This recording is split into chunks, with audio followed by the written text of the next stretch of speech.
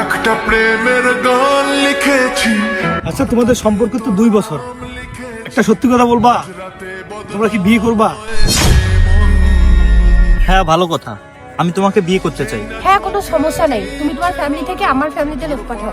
আর তোমার ফ্যামিলিতে যদি না মানে? আমার ফ্যামিলি যদি না মানে তাহলে আমার কোনো কিছু করার নেই। এর মানে হচ্ছে তোমার ফ্যামিলি আর আমার মধ্যে যদি তোমাকে বেছে নিতে হয়, তাহলে তুমি তোমার ফ্যামিলিকেই বেছে নিবা। তখন তুমি আমাকে ছেড়ে দিবা? তুমি যদি আমাকে ছেড়েই দিবা, তাহলে শুরুতেই ছেড়ে দিতে।